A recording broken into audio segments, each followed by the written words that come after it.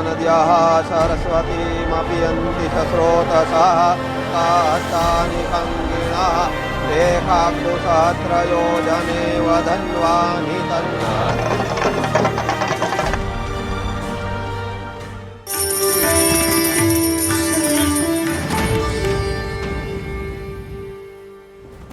आज पूरा भारत सोमनाथ की सहस्त्राब्दी यात्रा का गवाह बना। मजहबी आत्यातियों से सोमनाथ की रक्षा करने में अपने प्राणों की आहुति देने वाले वीरों की याद में आज सोमनाथ शौर्य यात्रा निकाली गई। प्रधानमंत्री नरेंद्र मोदी गुजरात दौरे के दूसरे दिन सुबह सोमनाथ में सोमनाथ स्वाभिमान पर्व के तहत हो रही इस शौर्य यात्रा में शामिल हुए।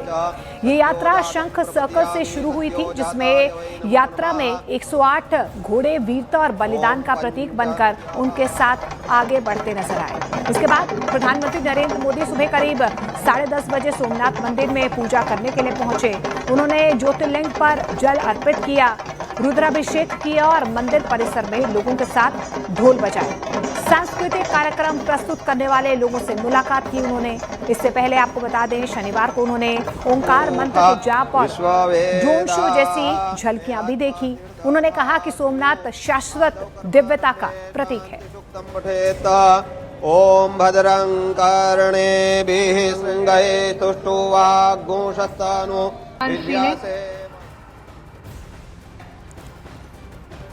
तो प्रधानमंत्री नरेंद्र मोदी आज सोमनाथ की इस भव्य छटा का हिस्सा बने, जहां पर प्रधानमंत्री नरेंद्र मोदी को त्रिशूल और डमरू से भी सम्मानित किया गया।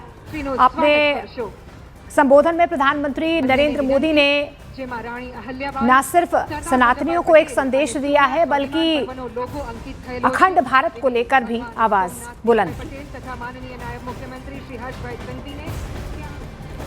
और इसके बाद सोमनाथ में जनसभा के बीच प्रधानमंत्री नरेंद्र मोदी का बहुत ही भव्य स्वागत किया गया। उन्हें डमरू लगा त्रिशूल भेंट किया गया, जिसे उन्होंने बड़े ही स्वाभिमान के साथ अपने हाथों में ग्रहण किया।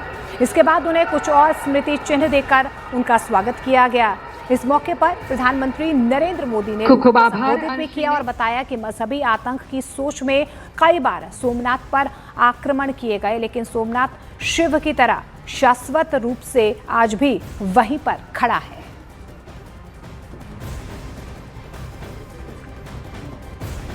जब गजनी से लेकर औरंगजेब तक तमाम आक्रांता सोमनाथ पर हमला कर रहे थे, तो उन्हें लग रहा था कि उनकी तलवार सनातन सोमनाथ को जीत रही है। वो मजहबी कट्टरपंथी ये नहीं समझ पाए कि जिस सोमनाथ को वो नष्ट करना चाहते हैं, उनके नाम में ही सोम अर्थात अमृत जुड़ा हुआ है। उसमें हलाहल को पीकर भी अमर रहने का विचार जुड़ा है। उसके भीतर सदा शिव महादेव के रूप में वो चैतन्य शक्ति प्रतिष्ठित है, जो कल्याण कारक भी है और प्रचंड तांडवः शिवः ये शक्ति का स्रोत भी है। और देखिए, प्रधानमंत्री नरेंद्र मोदी ने यह भी दावा किया कि भारत के आजाद होने के बाद भी सोमनाथ मंदिर के पुनः निर्माण में बाधाएं पैदा की गई और वो ताकतें आज भी समाज में मौजूद हैं। जब भारत गुलामी की बेड़ियों से मुक्त हुआ, जब सरदार वल्लभ भाई पटेल ने सोमनाथ के पुनर्निर्माण की शपथ ली, तो उन्हें भी रोकने की कोशिश की गई। 1951 में तत्कालीन राष्ट्रपति डॉक्टर राजेंद्र प्रसाद के यहां आने पर भी आपत्ति जताई गई।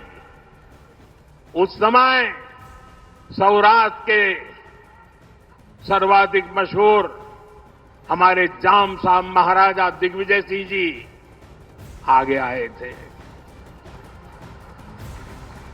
भूमि अधिग्रहण से लेकर सुरक्षा व्यवस्था तक उन्होंने राष्ट्रीय गौरव को सबसे ऊपर रखा था।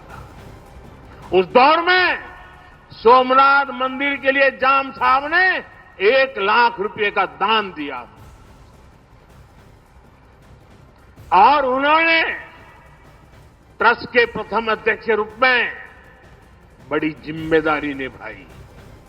भाइयों बहनों, दुर्भाग्य से आज भी हमारे देश में वो ताकतें मौजूद है, पूरी तरह सक्रिय है, जिन्होंने सोमनाथ पुनर्निर्माण का विरोध किया। आज तलवारों की जगह दूसरे कुत्सित तरीकों से भारत के खिलाफ षड्यंत्र हो रहे हैं और इसलिए हमें ज्यादा सावधान रहना है। हमें खुद को शक्तिशाली बनाना है, हमें एक रहना है, एकजुट रहना है, ऐसी हर ताकत को हराना है जो हमें बांटने की साजिशें रच रही है। और प्रधानमंत्री नरेंद्र मोदी ने सोमनाथ के मंच से दुनिया को भी संदेश दिया। उन्होंने कहा कि जो सभ्यताएं दूसरों को मिटाकर आगे बढ़ना चाहती हैं, वे स्वयं नष्ट हो जाती हैं। हमारी सभ्यता का संदेश कभी किसी को पराजित करने का नहीं रहा, बल्कि जीवन को संतुलन में रखने का रहा है। हमारे यहां आस्था की राह हमें घृणा की तरफ नहीं ले जाती। हमारे यहां शक्ति हमें विनाश करने का अहंकार नहीं देती। सोमनाथ जैसे तीर्थ ने हमें सिखाया है कि सृजन का मार्ग लंबा होता है, लेकिन वही स्थायी होता है, चिरंजीव होता है। तलवार की नोक पर कभी दिलों को नहीं जीता जा सकता। जो सभ्यताएं दूसरों को मिटाकर आगे बढ़ना चाहती हैं, वे स्वयं समय में खो जाती है। इसलिए भारत ने दुनिया को ये नहीं सिखाया कि दूसरे को हराकर कैसे जीता जाए, बल्कि ये सिखाया कि कैसे दिलों को जीतकर जिया जाए। ये विचार आज दुनिया की जरूरत है। और सोमनाथ शौर्य सभा को संबोधित करते हुए प्रधानमंत्री नरेंद्र मोदी ने 1000 साल के इतिहास का जिक्र किया। उन्होंने कहा कि सोमनाथ को तोड़ने की मंशा लेकर बार बार आए विदेशी मजहबी आतताई इतिहास के पन्नों में सिमट कर रह गए। प्रधानमंत्री ने कहा कि हर मुकाम पर सोमनाथ और भारत में अनोखी समानताएं देखी गई। उन्होंने कहा कि सदियों तक सोमनाथ और भारत को बार बार नष्ट करने की कोशिश की गई, लेकिन ना सोमनाथ नष्ट हुआ और ना ही भारत। प्रधानमंत्री नरेंद्र मोदी ने कहा कि सोमनाथ को नफरत, अत्याचार और आतंक के लिए तोड़ा गया। प्रधानमंत्री ने पीएम नेहरू पर निशाना साधते हुए कहा कि तुष्टीकरण के ठेकेदारों ने कट्टरपंथी सोच के आगे घुटने टेक दिए। स्वाभिमान पर्व 1000 साल पहले हुए विध्वंस के स्मरण के लिए नहीं, ये पर्व 1000 साल की यात्रा का पर्व है। साथ ही ये हमारे भारत के अस्तित्व और अभिमान का पर्व है, क्योंकि हमें हर कदम पर, हर मुकाम पर सोमनाथ और भारत में अनोखी समानताएं दिखती है। जैसे सोमनाथ को नष्ट करने के एक नहीं अनेकों प्रयास हुए, दुष्प्रयास हुए, उसी तरह विदेशी आक्रांताओं द्वारा कई सदियों तक भारत को खत्म करने की लगातार कोशिशें होती रही, लेकिन न सोमनाथ नष्ट हुआ और न ही भारत नष्ट हुआ, क्योंकि भारत और भारत की आस्था के केंद्र एक दूसरे में समाये हुए हैं। सोमनाथ में विराजमान महादेव, उनका एक नाम मृत्युंजय भी है। मृत्युंजय, जिसने मृत्यु को जीत लिया हो, जो स्वयं काल स्वरूप है। यतो जायते पाल्यते येन विश्वम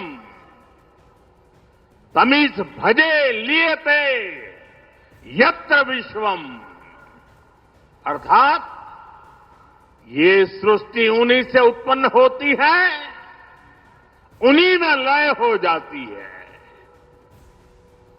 हम मानते हैं त्वमेको जगत व्यापको विश्व रूप, यानी शिव पूरे जगत में व्याप्त है।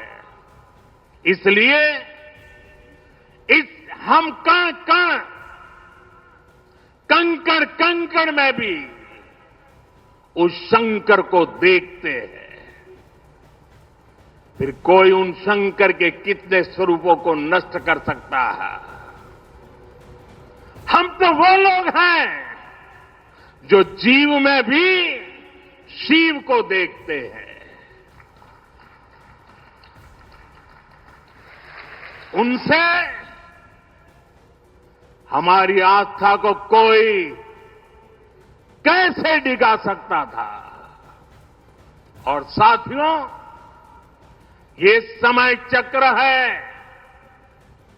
कि सोमनाथ को ध्वस्त करने की मंशा लेकर आए मजहबी आतताई आज इतिहास के कुछ पन्नों में सिमट कर रह गए हैं। और सोमनाथ मंदिर उसी विशाल समंदर के किनारे गगनचुंबी धर्म ध्वजा को थामे खड़ा है। और सोमनाथ स्वाभिमान पर्व में हिस्सा लेने के बाद प्रधानमंत्री नरेंद्र मोदी ने सोशल मीडिया पर पोस्ट किया। उन्होंने लिखा कि सोमनाथ स्वाभिमान पर्व पर रोड शो के दौरान जगह जगह शिव भक्तों का जोश और उल्लास आनंद से भर देने वाला था। इसमें नारी शक्ति ने जिस तरह से बढ़ चढ़कर भागीदारी की है, उसने पूरे वातावरण को और ज्यादा गरिमामयी बना दिया। भारतीय संस्कृति और स्वाभिमान के लिए उनका समर्पण भाव देखकर अभिभूत हूं।